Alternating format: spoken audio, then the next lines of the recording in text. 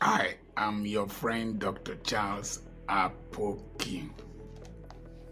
I want to dwell on a subject matter. One of my subscribers asked a question that how do you manage a firstborn son that is not willing to do anything and is not ready to maximize his potentials? And I was thinking over it. I decided to go through my archives because I remember preaching that message about 20 years back. And so I went to look for this old book, From Ground Zero to Hero, The Winner's Mindset. And on page 61 of it, I saw the message, Breaking the Yoke of Limitation over the Firstborn.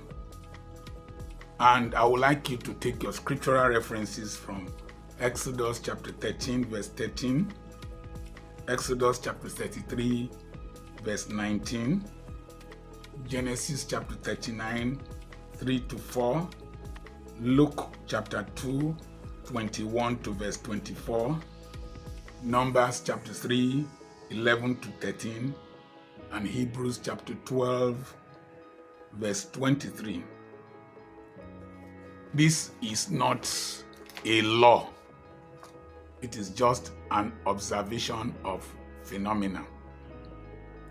And it has been found out that it's a long video, so please be patient and listen to the end.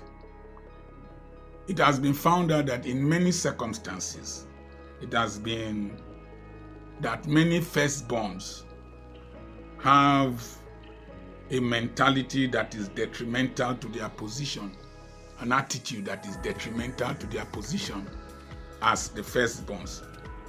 Instead of being the head, many of them behave like the tails of the family. We shall look at the deposits, the potentials, and the positioning of the firstborn and the reason why they have challenges.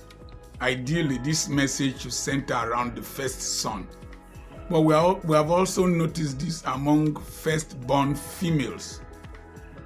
So, the firstborn son is supposed to be a property of God based on the following. He is supposed to be consecrated unto God. Since the firstborn is born of an unclean man, he needs to be redeemed. And usually, in those days, if the firstborn is to be named or dedicated to God, just as Jesus was done in the temple, an animal is sacrificed. For Jesus Christ, because the parents didn't have enough money, it was turtle doves that were sacrificed. They killed them, sprinkled the blood because of the firstborn.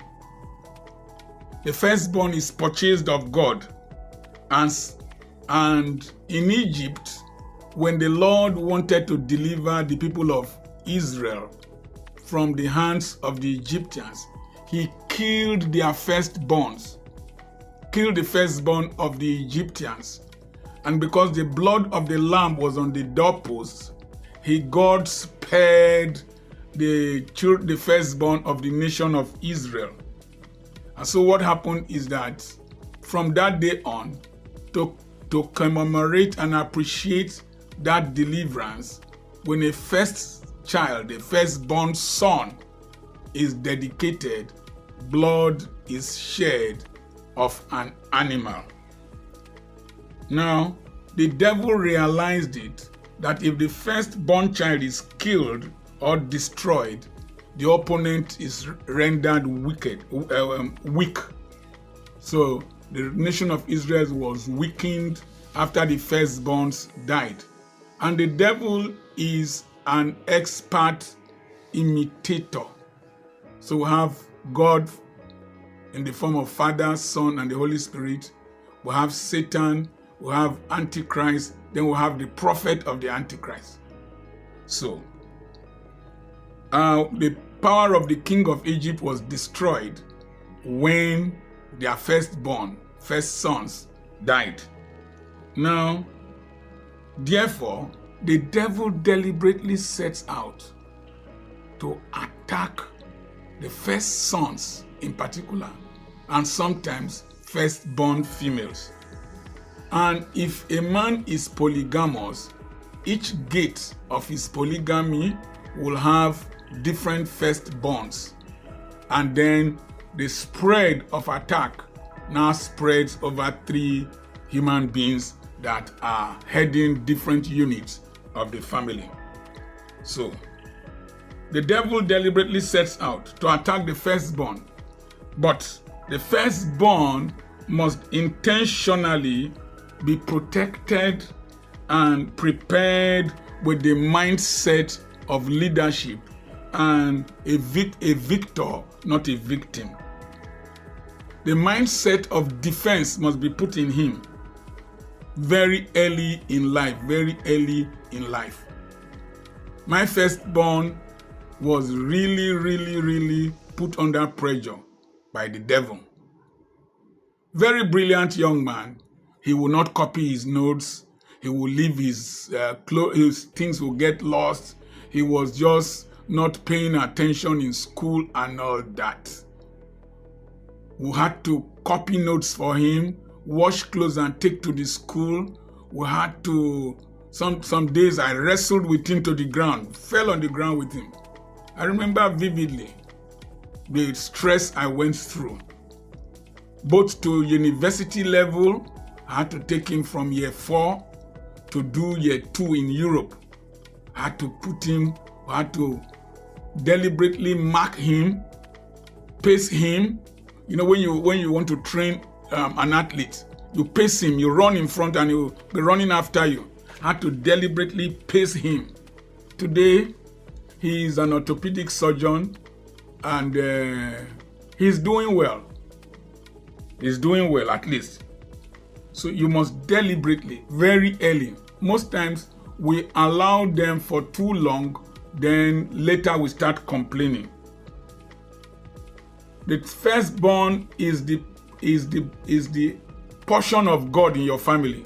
Therefore, he must serve him. He does not need to be a priest or a pastor or a full-time minister. Even though the Levites have replaced them, you will see that Jesus himself was dedicated to God as the firstborn. And there are other children. Samuel was dedicated to God as the firstborn. There were other children. So you must intentionally dedicate that child and focus the mind of that child towards serving God.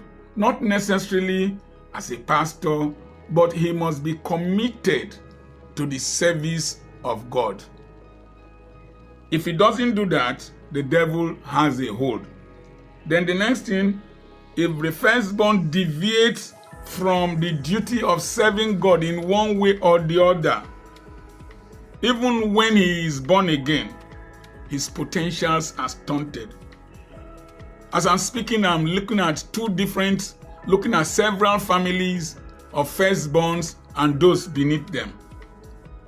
So, if they are not committed and directed and dedicated very early, you will find out that the devil has a way to dissuade, to disturb, and to distract them.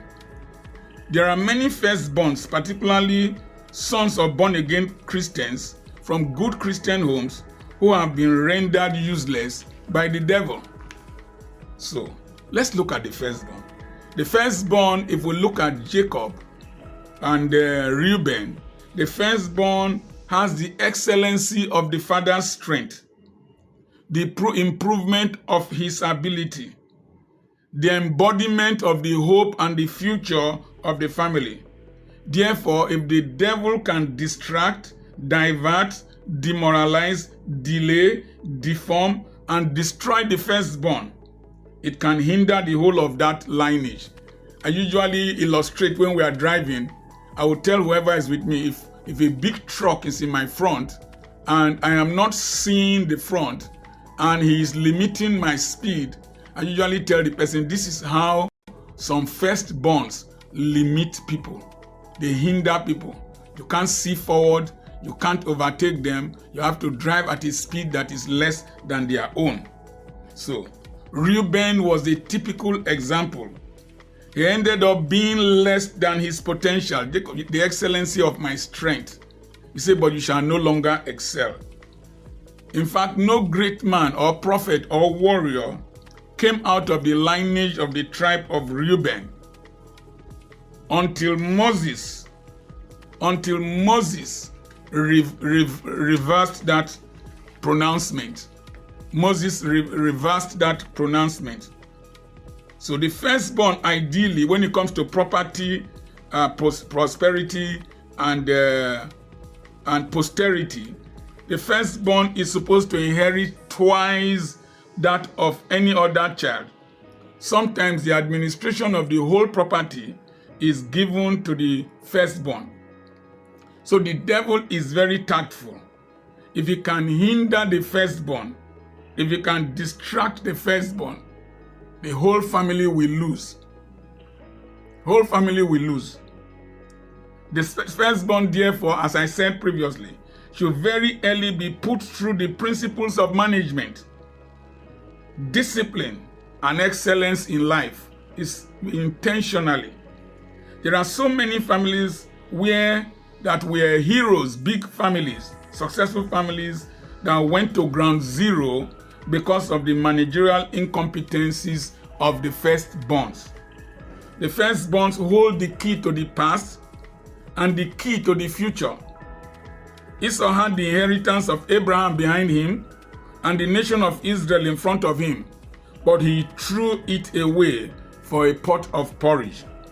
By that singular act, he deprived the whole of his lineage and his descendants the benefit that is due to them. Esau. When God said, Jacob I love, Esau I hate, it is not our understanding of hate. It is preference. I prefer Jacob instead of Esau. And we can see that the spirit of Jacob is in the nation of Israel. Esau will have given out all the land, lost everything. He would not have been as enterprising as the Jews are. So, Reuben had a similar opportunity, but he had a fling with the father's wife, went into his bed and slept with the father's wife. There are other women around, house girls around. He went to sleep with the father's wife, and the father knew it.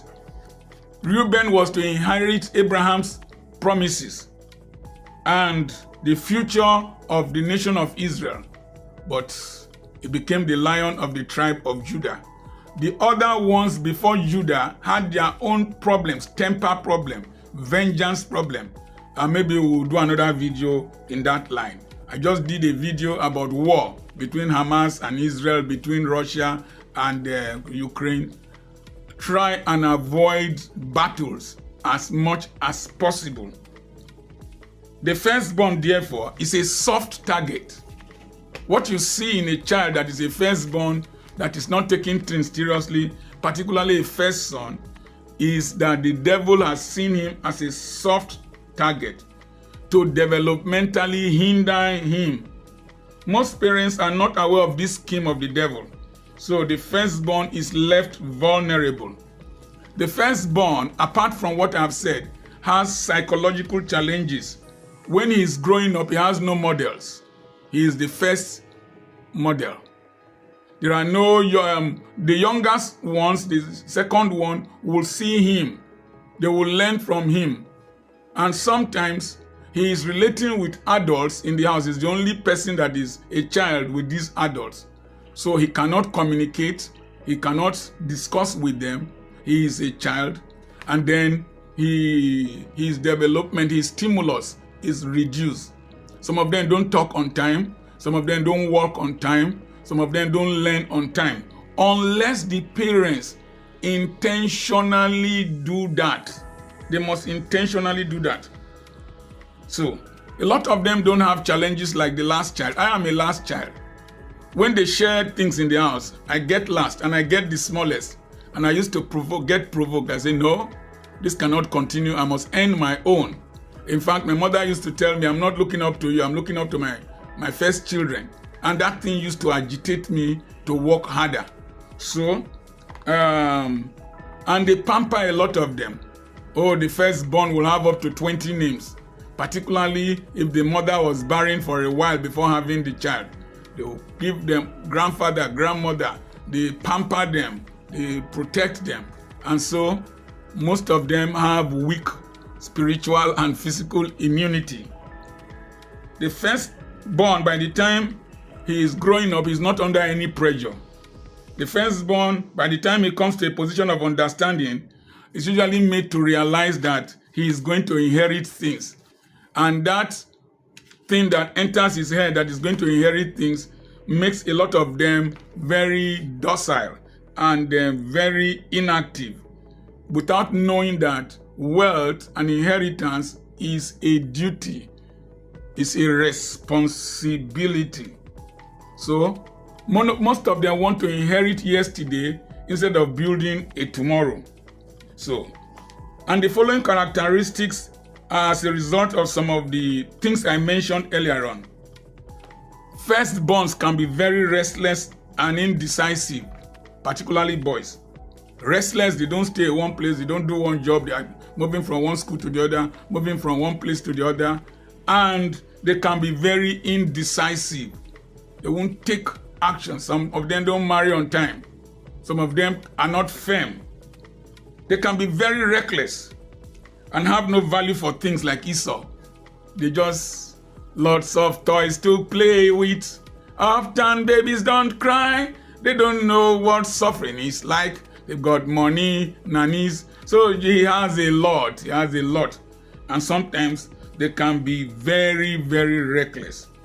Esau decided to go throw his future away for a meal of porridge, his birthright for food.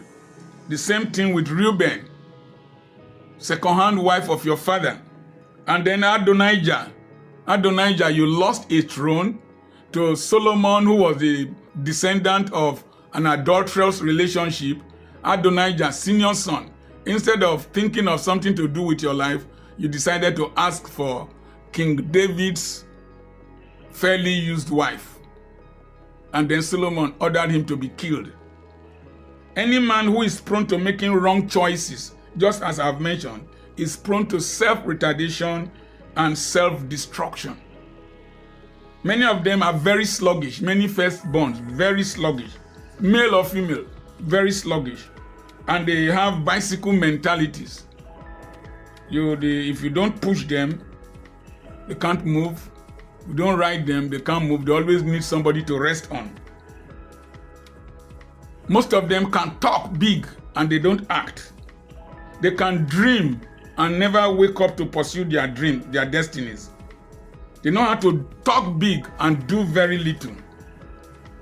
They often abandon their projects halfway, firstborns. They are wasteful and very many times dirty. I'm just thinking of a lady that is a firstborn. Just thinking of her. Very wasteful, very lazy, had opportunities, always gluttonous, made wrong choices of husband. God. They have an attitude of staying in one job for so long because they fear to venture out. By the time they realize it, they have wasted so much time doing one thing without progressing. What are the satanic strategies against the firstborn? We have mentioned some. Number one, the devil has a way of prepositioning bad wives and husbands to wait for them. The wife that Reuben married caused great pain to his parents. The wife that he married caused great pains to his parents. When he went to marry again, he married worse off ones. For females, the devil can arrange bad husbands who will render them useless. One of the things that makes this possible is that people eventually learn from the mistakes of the firstborn, but they have no time, they have no person to learn from. So a lot of them are subject to prenatal and postnatal attacks. Even medically, I just went to check. A lot of them are subject to respiratory diseases and so many things. Usually the devil plans ahead for them. Every family is a target of the devil. There are demons in families that have been prepositioned. My elder brother was mentally retarded. My elder brother had convulsions. My elder brother could not complete school. My elder brother became a drunkard. He will drink, vomit, fall in the gutter. We will go and pick him. When I was seeing him, told myself, I will never be like this. The eldest, because we had two, my uncle married my mother first, after that, levirate marriage. That first one was a typology of everything I'm discussing. Married a witch, wasted his life. It's not a memory I should remember. So, sometimes you see firstborns that are mentally retarded. Some of them have paralysis. Some of them have polio. Some of them have deformities. Usually, by the time the firstborn is born, their parents are not emotionally mature. So they might not know what to do. So they do things by trial and error and multiple suggestions. And sometimes they can cause problems. The parents might also not be financially very stable. So some of these children might be born in health facilities that are not what the parents would have wanted. I know one that was born, the midwife pulled the hand and one of the hands was paralyzed.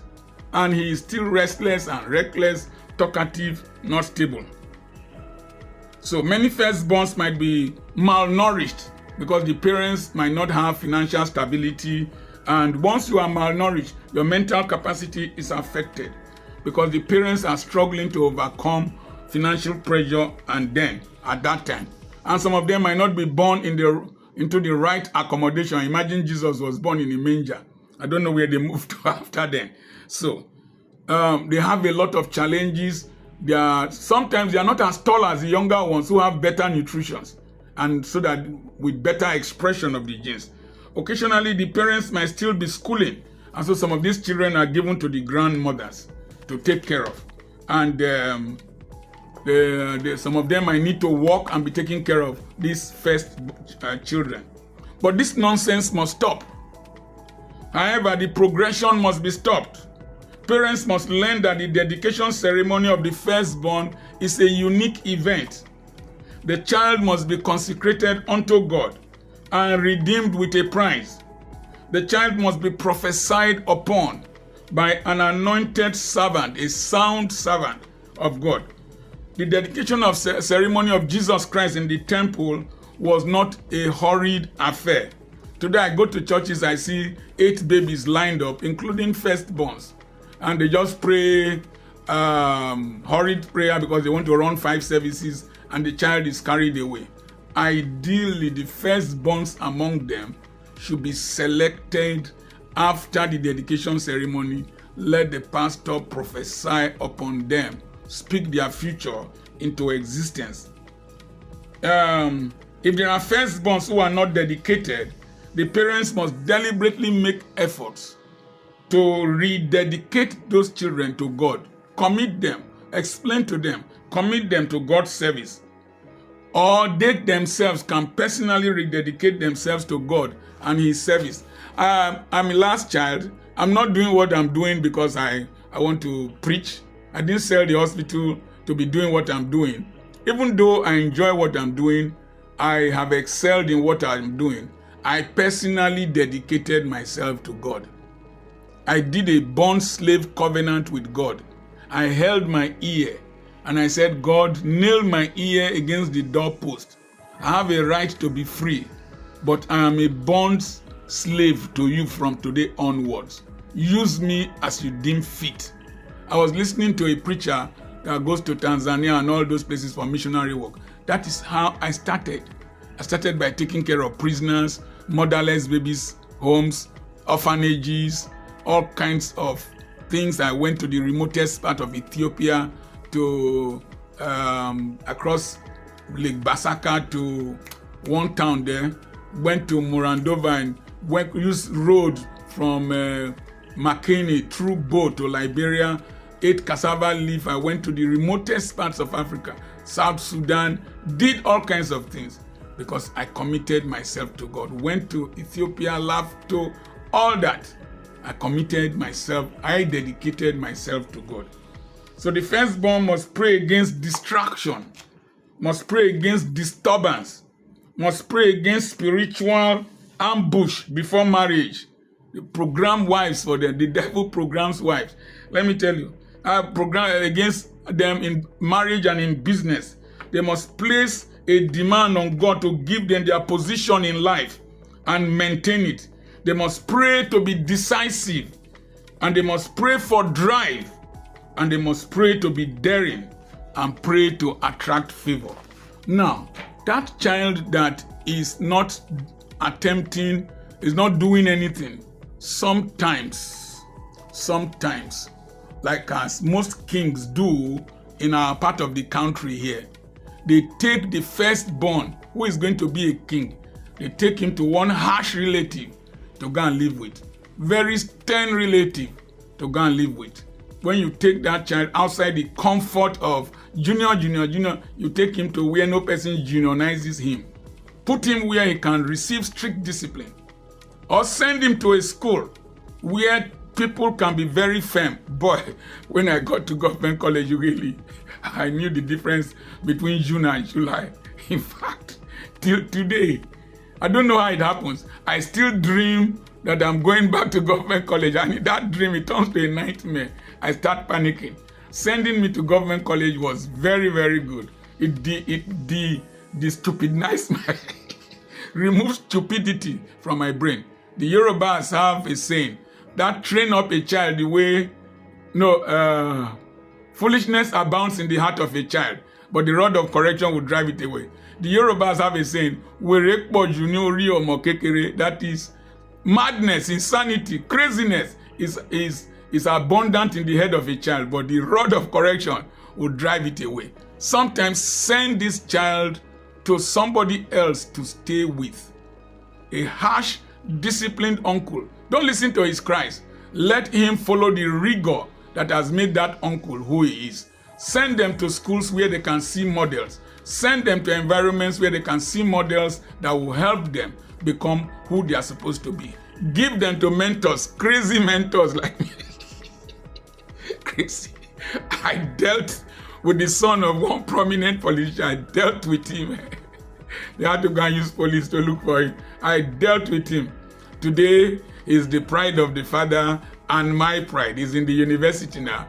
I'm very crazy. If you're a crazy child, if you come near me, you will know that I'm a postgraduate madman. So sometimes send them to very harsh, crazy mentors like Dr. Charles Apoki, and their heads will be straightened. They will do washing and setting on their heads. Then deprive them of some privileges if they don't perform.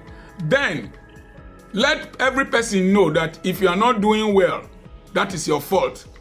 For me, I will advise my children, if you enter any trouble after counseling you, or you enter on your own, any person in my house, including my wife, if you deliberately, intentionally, defiantly enter any trouble, you won't see me. I will leave you, you will roast there. You will roast there. Anyway, I remain your friend, Dr. Charles Apoki. God